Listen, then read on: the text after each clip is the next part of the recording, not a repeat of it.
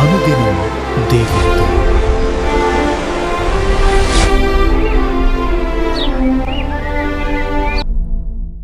Praise the lord.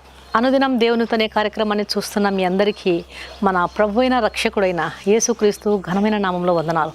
ఉదయకాలం దేవుని వాక్యం చూసుకుందాం. పేతురు రాసిన మొదటి పత్రిక 5వ అధ్యాయం 8వ వచనం. నిబ్బరమైన బుద్ధి గలవారై మెలకుగా ఉండుడి.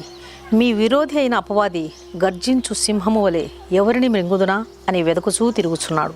మాంత్రికునిగా సాతాను ఏజెంటుగా జీవించినటువంటి ఒక వ్యక్తి తాను మారుమనసు పొంది క్రీస్తును సొంత రక్షకునిగా అంగీకరించిన తర్వాత సాతాను ఎలాంటి కార్యాలు చేస్తాడో, ఎలాగ మనము జాగ్రత్తలు కలిగి ఉండాలో తెలియజేస్తున్నాడు. ఎంత అపవిత్రంగా జీవిస్తే సాతాను తన దాసులకు అంత శక్తులను ఇస్తాడంట, అనేకులను నాశనం చేయడానికి. రక్షణ పొందినటువంటి యేసు ప్రభు బిడ్డలు కలిగినటువంటి వెలుగును బయటికి లాగడానికి సాతాను ఎన్నో రకరకాల దాడులు చేస్తూ ఉంటాడు.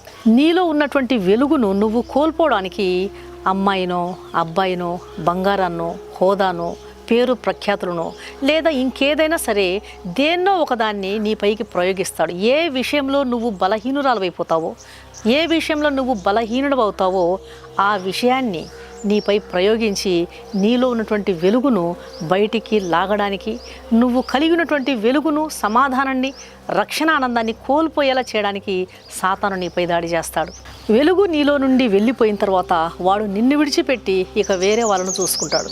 వెలుగు నీలో నుండి వెళ్ళిపోయిన తర్వాత దోషభరితమైన హృదయంతో నీవు నింపబడి ఉండి సాతానులాగా నువ్వు ఆలోచిస్తూ నాశనమైపోయినటువంటి జీవితాన్ని కలిగి ఉన్నావు. కాబట్టి ఇక వాడిలాగానే ఆలోచిస్తూ ఎవరిని నాశనం చేయాలి, ఎవరిని పాడు చేయాలి, ఎవరిని దేవుని మార్గం నుండి, దేవుని చిత్తం నుంచి నాశనం చేయాలి, ప్రక్కకు లాగిపడేయాలి, ఇతరుల వెలుగును ఏ విధంగా నేను కూడా లాగివేయాలని సాతానులాగా ఆలోచిస్తూ వాడిలాగా వెతుకుచూ తిరుగుతూ ఉంటావు. దేవుని బిడ్డలారా గమనించండి, చెడిపోయినటువంటి వారిని బాగు చేసే ఆలోచన దేవుంది, బాగున్న వారిని చెడగొట్టే ఆలోచన సాతానుది.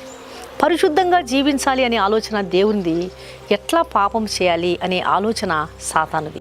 మన ప్రతి ప్రయాణంలో మనల్ని కాపాడడానికి దేవుడు తన దూతలను పంపి మనల్ని కాపాడుతూ ఉంటాడు. అదే సాతానైతే మనకు ఎట్లా అపాయం కలుగజేయాలా, ఎట్లా నాశనం కలుగజేయాలని చెప్పి వాడు తన దూతలను పంపుతూ ఉంటాడు. సాతానుకు మనపై పట్టు ఎప్పుడు దొరుకుతుంది అంటే పాపానికి, అపవిత్రతకు మనల్ని మనం అప్పగించుకున్నప్పుడు, తెలిసి పాపం చేసినప్పుడు, తెలిసి ఇది దేవుని చిత్తం కాదు, ఇది దేవుని ఆలోచన కాదు, ఇది దేవుని మనసు కాదు, ఇది దేవునికి ఇష్టం లేదు అని తెలిసి మనల్ని మనం పాపం చేయడానికి పూనుకున్నప్పుడు, అప్పగించుకున్నప్పుడు సాతానుకు మనపై పట్టు దొరుకుతుంది. దేవుని చిత్తం నుండి మనము తొలగిపోయినప్పుడు, దేవునికి ఇష్టం కాని దానిని మనం కోరుకున్నప్పుడు సాతానుకు మనపై పట్టు దొరికి ఏదో ఒక విధంగా మనల్ని నాశనం చేయాలని అవకాశం వాడికి దొరుకుతుంది. వాడు మనపై దాడి చేసి మనల్ని పరలోక రాజ్య మార్గం నుండి లాగేస్తాడు. అందుకొరకే మనం మెలకుగా ఉండాలి. అందుకే పేతురు గారు అంటున్నారు, నిబ్బరమైన బుద్ధి గలవారై మెలకుగా ఉండుడి. మీ విరోధైన అపవాది గర్జించు సింహవలే ఎవరిని మృంగుదునా, ఎవరిని పడద్రోయుదునా అని వాడు వెదకుచూ తిరుగుతున్నాడు. ఏ జంతువు ద్వారా మనం ఏ దాడి చేస్తాడో తెలియదు. ఏ వ్యక్తి ద్వారా, ఏ పురుషుని ద్వారా, ఏ స్త్రీ ద్వారా, ఏ వస్తువు ద్వారా, ఏ ప్రాంతములో కొన్ని ప్రాంతాలు చీకటాత్మల వశంలో ఉంటాయి.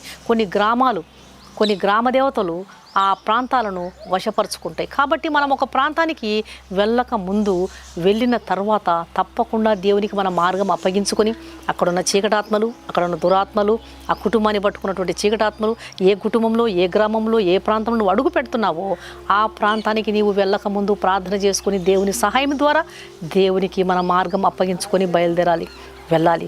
దేవుని బిడ్డలారా గమనించండి, ఈ యొక్క అంత్య దినాల్లో మనం ఉన్నాం కాబట్టి ఎన్నో విధములైనటువంటి చీకటాత్మలు దేవుని మార్గం నుండి, పరలోక రాజ్య మార్గం నుండి తప్పించడానికి అవి ప్రయత్నం చేస్తూ ఉంటాయి.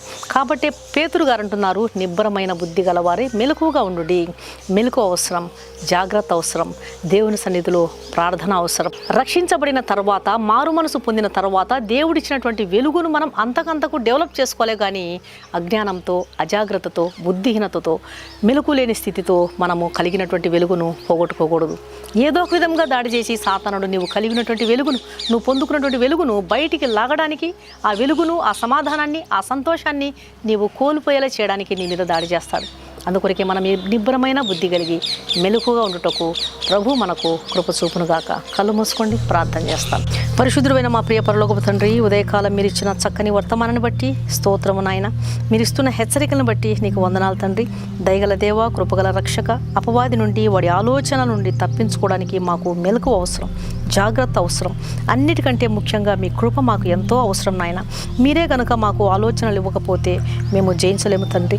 నీకు ఉపదేశము చేసను, నీవు నడవలసిన మార్గము నీకు బోధించదను, నీ మీద దృష్టి ఉంచి నీకు ఆలోచన చెప్పేదను అని వాగ్దానం ఇచ్చావు దేవా. నీకు స్తోత్రము నాయన. మీ ఆలోచనలే మాకు దయచేయండి. అజ్ఞానంతో, అజాగ్రత్తతో మీరు మాకు ఇచ్చిన వెలుగును పోగొట్టుకోకుండా కాపాడండి.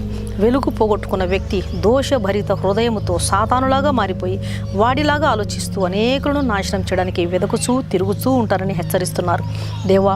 వెలుగులో నడిచేవారు చీకటి కార్యాలు చేయరు, అపవిత్రంగా జీవించరు, పరిశుద్ధంగా ఉండాలి అనే ఆలోచన మీ ఆలోచన.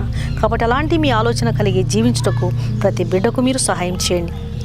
ఈ వాక్యం వింటున్న ప్రతి బిడ్డకు నిబ్బరమైన బుద్ధిని, మెలకుగలిగిన స్థితిని, మంచి ప్రార్థనాత్మను, పోరాడే శక్తిని మీరు దయచేయమని సర్వశక్తి గల క్రీస్తు నామం అడిగి వేడుకుంటున్నాను తండ్రి, ఆమేన్. ఈ వాక్యం విన్న ప్రియమైన దేవుని బిడ్డలారా, దయచేసి దేవుని వాక్యం అనేకులు విని మేలు పొందే విధంగా దేవుని వాక్యాన్ని షేర్ చేయండి. ఈ ఛానల్ను సబ్స్క్రైబ్ చేసుకోండి. మీ ప్రార్థన అవసరాలను కామెంట్ సెక్షన్లో తెలియజేసినట్లయితే మీ కొరకు తప్పకుండా ప్రార్థన చేస్తాను. ఈ వాక్యం విన్న మీలో ఇంకా రక్షణ పొందని వారు ఎవరైనా ఉన్నట్లయితే దయచేసి క్రీస్తు ప్రభువారికి మీ హృదయాన్ని ఇవ్వండి. పాపులను రక్షించడానికి క్రీస్తు యేసు ప్రభువారు ఈ లోకానికి వచ్చాడు. పాపము ద్వారా వచ్చు జీతము మరణము, మరణం తర్వాత కలిగేటువంటి భయంకరమైనటువంటి నరక శిక్షను తప్పించడానికి క్రీస్తు ప్రభువారు తన విలువైనటువంటి శుద్ధమైన రక్తాన్ని శిలువలో గార్చినాడు. ఆయన రక్తంలో కడుగబడండి. ఆయన ఇచ్చే ఆహ్వానాన్ని తృణీకరించవద్దండి. ప్రభు మీ ఆత్మలను రక్షించునుగాక. God bless you.